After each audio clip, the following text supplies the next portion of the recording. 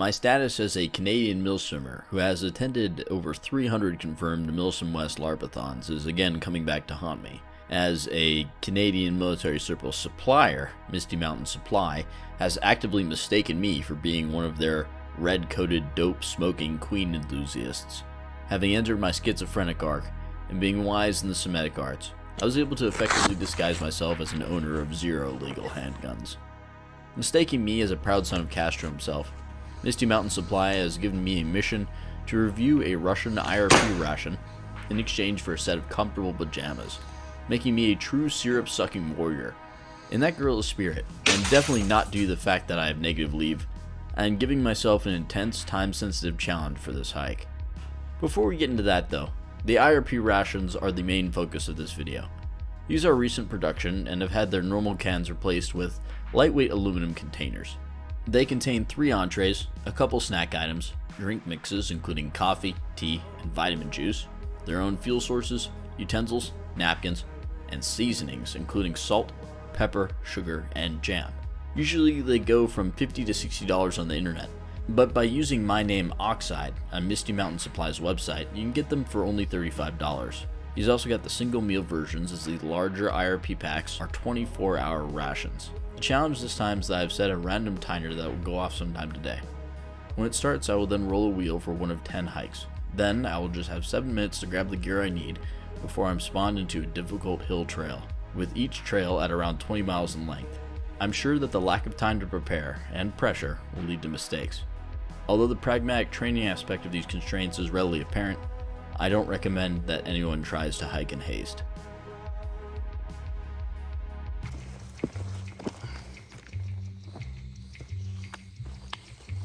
The terrain was hilly and the weather was humid and hot. It had rained heavily recently and the alarm had gone off in the late afternoon.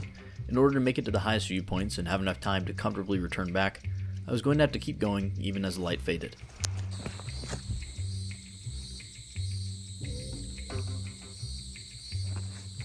Please, just shut up. Fuck. From now on, I'll try to avoid hiking when they're active in the region. Cicadas are a terrible, terrible experience I wish on no man, and not something I would have expected to have bothered me this much. The absolute deafening silence had in the Cascade Mountains is something I deeply regret leaving.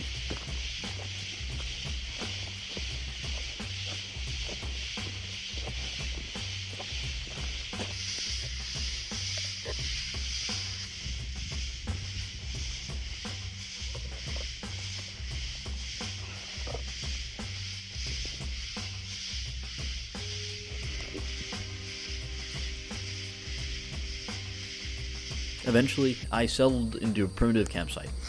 My SSO Adler assault pack is heavy, and even with the time constraints, I still managed to stuff 200 rounds of ammo and over half a dozen water bottles inside. Although I hadn't had the time to weigh it before the hike, the pack weighs approximately 42 pounds, and I might try to add some additional padding to the straps myself, as even early on, it wasn't very comfortable at that weight. Something to appreciate about these Russian MREs is that they come with a set of fast-burning hunting matches. While these are really fun, I would have preferred to have brought a lighter or regular matches. Starting a fire in wet conditions with these can be pretty difficult as they can break pretty easily and their flame only lasts a few seconds. The good news is that the MREs also come with 3 fuel pucks for heating the food. These burn for a substantial amount of time, very overkill for kindling, but effective for this little fire I use to heat the tea that comes with the meal.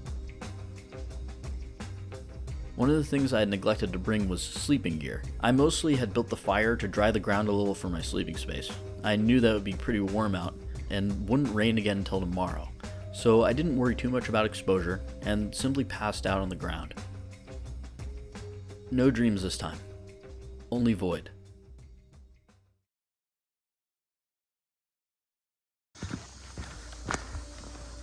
The next day I was really closing in on a good viewpoint. The hills had become a lot more rocky, and I was starting to make friends with the local boulders.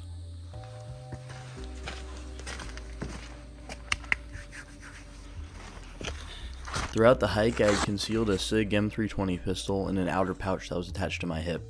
It was more comfortable to do it this way, and I didn't want to freak out not just the several hike men, but the hike women and hike children too.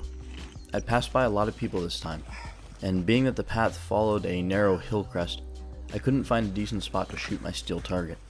Although I had a suppressor, I wasn't running subsonics, and I don't want to ruin anyone's nature experience with gunfire, especially with young children sharing the trail. This wasn't doing me any favors, however, as I'd lucked up the target, ammo, and weapon, and now I'd have to bring it all back. A Krinkov is usually not considered a mountain rifle by any stretch. However, in this terrain and in the summer season, I had found the sightlines to be quite narrow and short, with open ground hard to come by. Until I got to my picnic spot, I could never see beyond 150 meters in a straight line.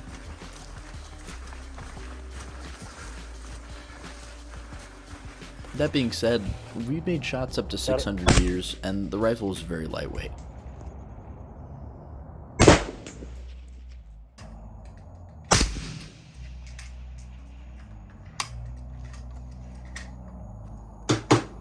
Is that 600? I don't know, man. Christ. I might have to do it again. Nice. Oh.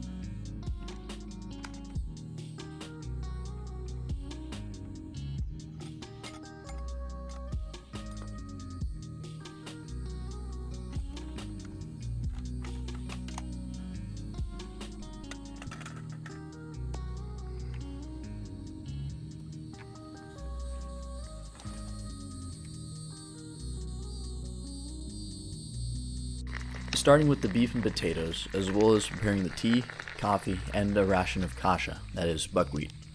A single heater puck was enough to sufficiently heat up 2 entrees and 2 drinks.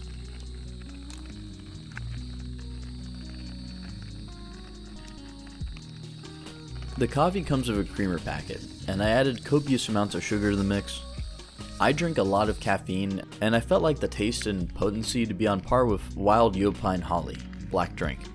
That is to say, the taste was fine, but it wasn't particularly effective in waking me up. Still, some caffeine is better than no caffeine. The beef and potatoes are legit, salty and fatty, just nice, cheap but very real meat. I made some more tea as well here, but by this point I was feeling too full to finish the final entree, and I don't think you're supposed to anyway. This is a 24-hour ration.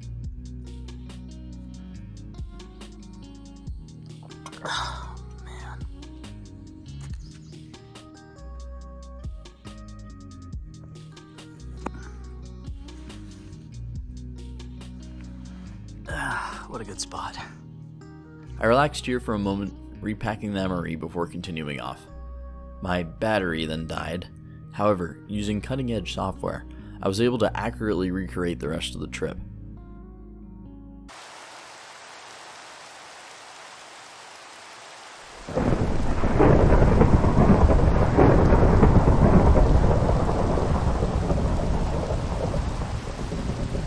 I wasn't hungry enough to eat the entire meal in one sitting, and I don't think you're supposed to. So I tried the rest when I got home. The last entree was kasha mixed with beef. I also had the snacks and the vitamin fruit drink mix. I couldn't identify the drink from its flavor, but it was pleasant and sort of tasted like watermelon. The snacks were a strong tasting zucchini, maybe carrot, baby food, and pate, which I think was liver. These are decent dippings for the crackers, along with the apple jam. All in all, the Russian IRP is awesome. It's very filling food that doesn't require any outside assistance aside from a mess kit to consume comfortably. It does have its weaknesses. The excessive amounts of crackers are super boring, and the plain kasha baffles me as to why it's not substituted for another delicious meat option in menu 1. The pate and carrot paste are also an extremely foreign kind of flavor to me that took some acclimation, but I could see myself living off of these for a long time, and many currently are.